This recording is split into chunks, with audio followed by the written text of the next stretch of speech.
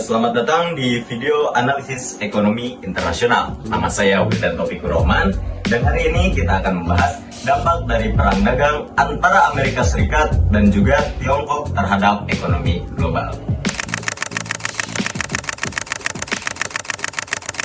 Video ini bertujuan untuk memberikan pemahaman tentang bagaimana konflik perdagangan ini mempengaruhi berbagai aspek ekonomi dunia, didukung oleh data dan teori ekonomi yang relevan. Video ini juga bertujuan untuk memenuhi tugas ujian akhir semester mata kuliah ekonomi internasional. Perang dagang antara Amerika Serikat dan juga Tiongkok dimulai pada tahun 2018 ketika kedua negara saling memberlakukan tarif tinggi pada berbagai barang impor. Konflik ini dipicu oleh ketidakseimbangan perdagangan, kekhawatiran mengenai pencurian kekayaan intelektual, dan kebijakan proteksionis. Alasan terjadinya perang dagang ini karena Amerika Serikat menuduh Tiongkok melakukan praktik perdagangan yang tidak adil, termasuk subsidi industri dan pembatasan terhadap perusahaan asing. Tiongkok di sisi lain melihat tarif Amerika Serikat sebagai upaya untuk menahan pertumbuhan ekonominya. Selain itu, Amerika Serikat juga khawatir mengenai pencurian kekayaan intelektual oleh perusahaan Tiongkok. Kronologi peristiwa utama dalam perang dagang ini, ada beberapa peristiwa utama dalam perang dagang ini meliputi pada tahun 2018 di bulan Maret, Amerika Serikat memberlakukan tarif sebesar 25% pada baja dan 10% pada aluminium dari Tiongkok. Lalu pada bulan Juli tahun 2018, Amerika Serikat mengumumkan tarif tambahan sebesar 200 miliar dolar terhadap produk-produk Tiongkok. Tiongkok membalas dengan tarif terhadap produk-produk Amerika Serikat senilai 60 miliar dolar. Lalu pada tahun 2018 bulan Desember, keduanya sepakat untuk melakukan gencatan senjata sementara. Lalu pada tahun 2019 bulan Mei, negosiasi gagal dan Amerika Serikat menaikkan tarif lebih lanjut yang segera dibalas oleh negara Tiongkok. Lalu pada tahun 2020, kedua negara menandatangani fase 1 kesepakatan, tetapi tarif yang tinggi tetap berlaku. Dampak awal dari perang dagang ini mencakup penurunan signifikan dalam volume perdagangan antara kedua negara. Selain itu, ketidakpastian yang dihasilkan telah mengganggu pasar global, mengakibatkan fluktuasi harga saham dan penurunan investasi.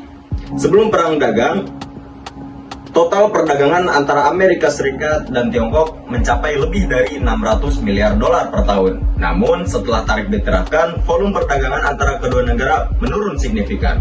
Misalnya, ekspor Amerika Serikat ke Tiongkok turun sekitar 16% pada tahun pertama tarif diterapkan. Tarif yang tinggi menyebabkan peningkatan harga barang impor yang berdampak pada inflasi di kedua negara.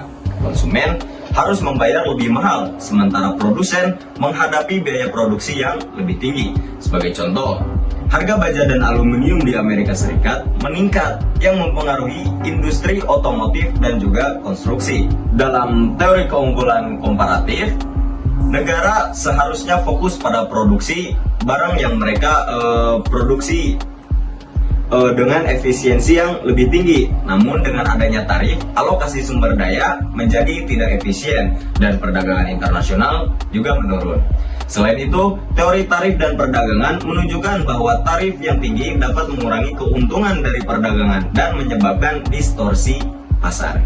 Untuk mengurangi dampak negatif dari perang dagang ini, disarankan agar kedua negara melakukan negosiasi untuk mencapai kesepakatan yang lebih adil. Penghapusan atau pengurangan tarif dapat mengembalikan stabilitas perdagangan.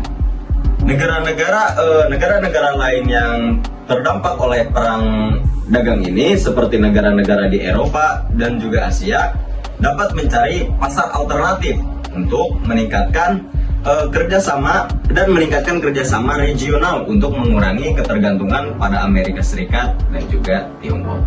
Secara keseluruhan, perang dagang antara Amerika Serikat dan Tiongkok telah memberikan dampak negatif yang signifikan terhadap ekonomi global.